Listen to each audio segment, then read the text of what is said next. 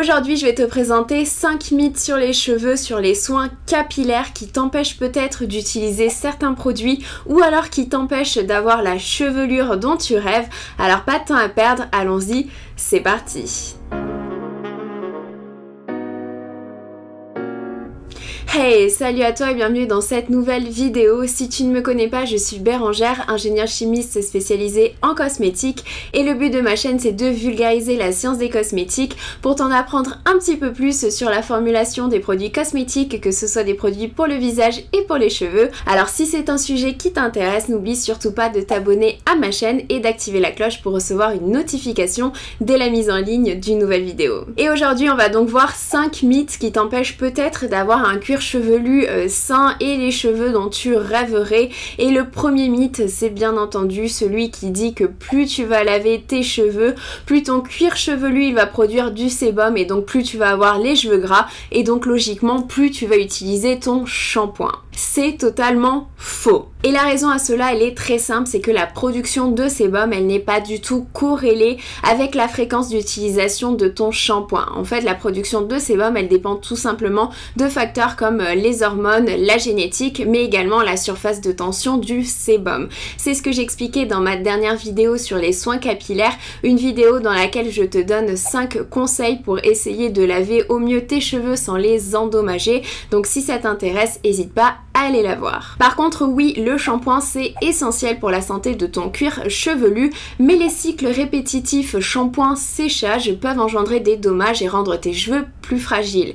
Donc tu dois absolument trouver un équilibre qui te convienne à toi, avec des produits adaptés et avec une fréquence de lavage qui te convienne à toi. Ensuite, le deuxième mythe qu'on retrouve très fréquemment, c'est celui qui dit qu'il faut absolument éviter les sulfates.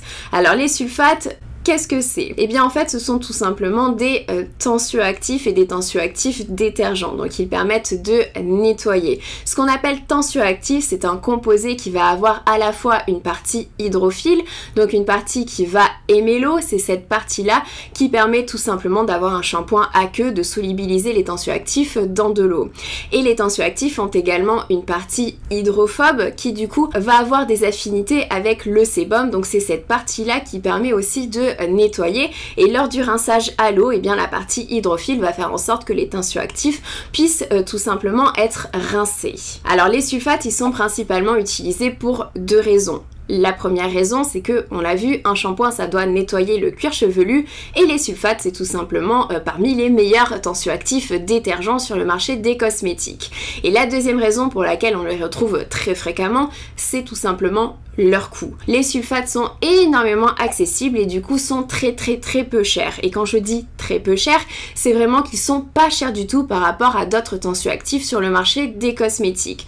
Donc forcément si tu veux un produit sans sulfate, que ce soit pour le visage ou alors pour ton cuir chevelu, pour tes cheveux, c'est un produit qui sera obligatoirement plus cher. C'est d'ailleurs pour cela que la plupart des produits qui sont vendus en grande surface et qui doivent être du coup à bas prix sont composés majoritairement de sulfates. Et ce qui est embêtant en fait avec les sulfates, et c'est de là que vient le mythe qu'il faut absolument éviter les sulfates, qui est d'ailleurs pas forcément un mythe pour certaines personnes, mais ça on en reparlera.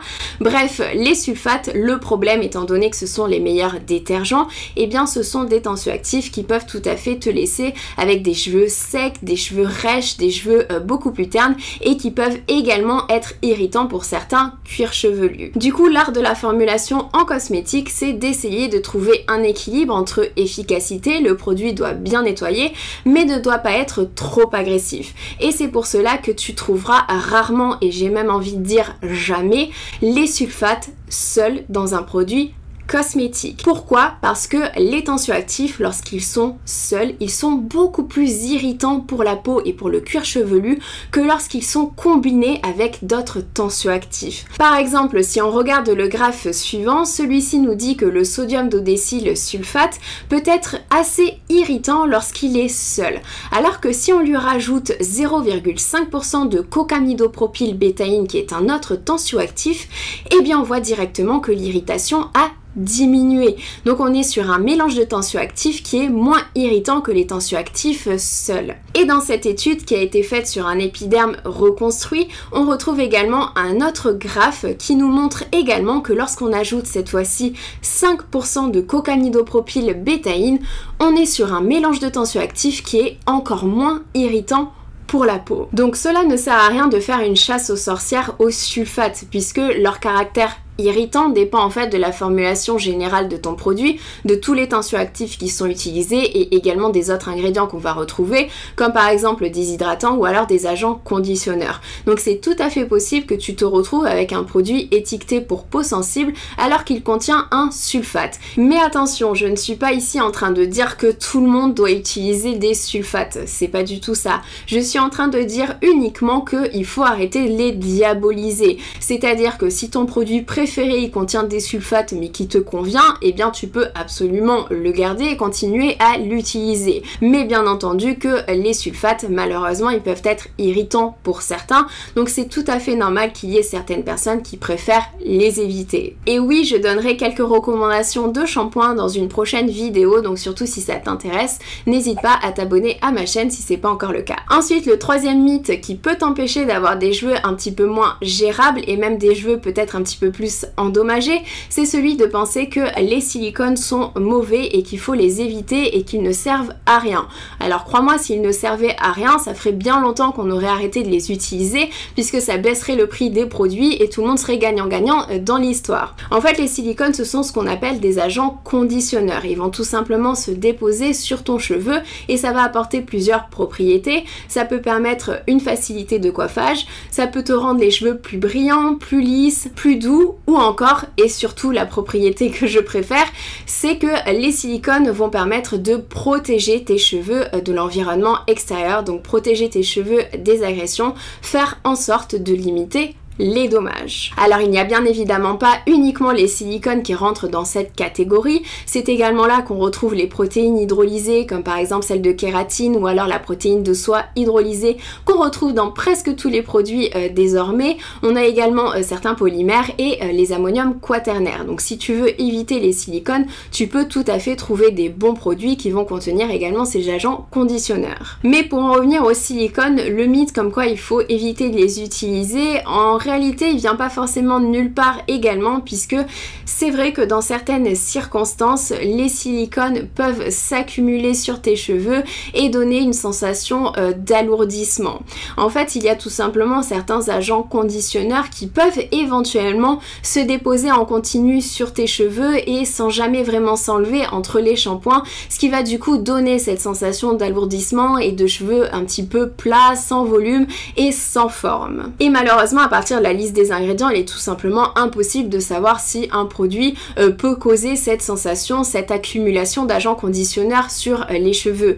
Et de plus, il faut bien comprendre que le formulateur qui est derrière le produit cosmétique, lui son but c'est de faire en sorte que cette sensation-là n'arrive jamais. Donc il va étudier la formulation pour que ça ne se passe pas comme ça. Mais tout ça pour dire que si un jour tu as eu une mauvaise expérience avec un produit, ça ne veut pas dire que tous les produits de cette même catégorie, donc par exemple que tous les après-shampoings ne te conviennent pas. Ça veut tout simplement dire que ce produit, il n'était pas adapté à toi. Et j'ai une autre information, c'est que si jamais tu ressens cette sensation de cheveux alourdis et que tu veux du coup t'en débarrasser, tu as une possibilité, c'est de faire ce qu'on appelle un shampoing clarifiant. C'est un shampoing qui va éliminer tous les résidus de produits que tu as sur tes cheveux et du coup tes cheveux vont pouvoir un petit peu retrouver leur forme naturelle. Par exemple, comme tu peux le voir, ce fournisseur de silicone a réalisé plusieurs tests sur les cheveux pour voir si premièrement il y avait une accumulation cumulative de silicone au fur et à mesure des shampoings,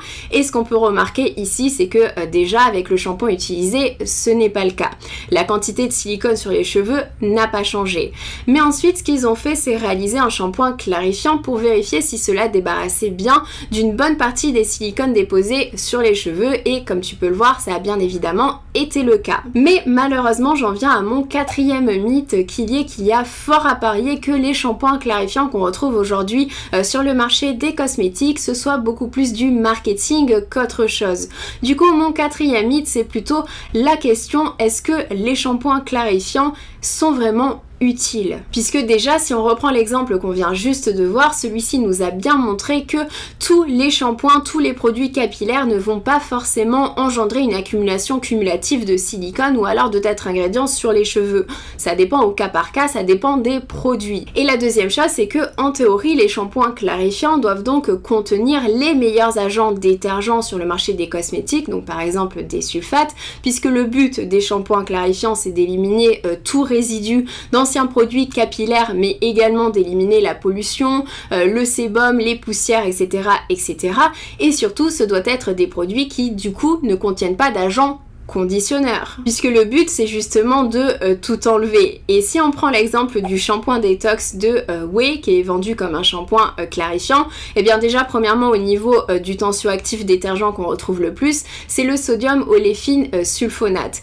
Et c'est un très bon détergent et d'après une étude que j'ai trouvée, il serait moins irritant que le sodium lauryl sulfate, mais plus irritant que le sodium laurette sulfate. Et ce qui est assez amusant puisque c'est un tensioactif qu'on retrouve très fréquemment dans des produits qui sont vendus et étiquetés fièrement comme sans sulfate. Donc tu vois un petit peu que le sans sulfate, parfois c'est plus du marketing qu'autre chose et il faut vraiment s'en méfier. Mais ce qui m'interpelle ici, c'est pas le choix du tensioactif qui est très bien choisi, c'est le fait qu'on retrouve des agents conditionneurs dans ce produit. Donc c'est un petit peu bizarre que pour un shampoing clarifiant qui est censé nous débarrasser justement des résidus d'anciens produits capillaires, on retrouve des agents conditionneurs. Donc est-ce que c'est vraiment un shampoing clarifiant? Et bien dans un sens au niveau du business, je comprends totalement qu'ils aient fait un shampoing clarifiant avec des agents conditionneurs, puisque si on enlève les agents conditionneurs, il y a fort à parier que le produit tu vas le détester, puisque tu vas te retrouver avec des cheveux potentiellement très très secs, très rêches, difficiles à coiffer, bref tu vas pas aimer du tout, donc en tant que consommateur tu vas jamais racheter un tel produit. Donc je comprends un petit peu la logique business derrière ce type de produit. Mais au niveau d'un point de vue consommateur, est-ce que du coup c'est un produit dont on a besoin? Est-ce que c'est un produit qui fonctionne ou est-ce que c'est juste une histoire marketing pour nous vendre un autre produit? Je ne sais pas. La vérité c'est que j'en ai aucune idée. Je ne sais pas si ce produit est une arnaque, ou je ne sais pas si c'est réellement un shampoing clarifiant et je ne sais pas si on a réellement besoin d'un shampoing clarifiant. Du coup passons au dernier mythe qui est peut-être la plus grande arnaque au niveau des soins capillaires et je parle des shampoings après shampoing et masques dits réparateurs. Ces produits ne vont généralement pas réparer tes cheveux. En fait, ils contiennent tout simplement des agents conditionneurs qui, comme on vient de le voir, ce sont des ingrédients qui vont se déposer sur ton cheveu et qui vont permettre de prévenir les éventuels dommages. En fait, c'est tout simplement comme si tu déchirais du papier et que tu remettais du scotch pour que ça tienne, pour camoufler le tout. Eh bien c'est à peu près ça avec ces fameux shampoings après shampoing et masques réparateurs. Ils ne réparent pas. Mais attention, même si je déteste tout ce marketing et le fait d'utiliser ce mot réparateur alors que ça répare pas, ce sont des produits qui sont extrêmement utiles pour prévenir les futurs dommages et pour protéger tes cheveux. Donc même si je déteste ce marketing là, ce sont absolument pas des produits inutile. Mais il y a éventuellement des produits et notamment deux ingrédients qui peuvent réparer les cheveux. Je parle bien entendu de Olaplex. Olaplex a breveté un ingrédient qui pourrait réparer les ponts de sulfure au niveau de tes cheveux et je parle aussi de K18. K18 pourrait éventuellement réparer directement les chaînes de kératine. Donc ça peut être possible de réparer les cheveux à l'aide de produits capillaire. Donc voilà un petit peu ce dont je voulais parler aujourd'hui dans cette vidéo. Alors la conclusion de tout ça, c'est que tu dois choisir un shampoing adapté encore une fois à ton cuir chevelu, adapté à tes cheveux. Ça sert à rien d'aller forcément chercher des shampoings fancy qui coûtent très très cher. Ça se trouve les shampoings L'Oréal te conviennent très bien et ton portefeuille sera très très content. Mais bref, j'en reparlerai dans une prochaine vidéo, je donnerai quelques recommandations et si tu veux avoir des conseils sur comment bien laver tes cheveux, eh bien tu as ma dernière vidéo sur les produits capillaires qui est faite pour ça. Bref, surtout si tu as des questions et si tu as d'autres mythes sur les cheveux, sur les produits capillaires que tu souhaites que je discute, eh bien n'hésite pas à les mettre en commentaire. Moi je te fais de gros bisous, surtout prends soin de toi, ciao.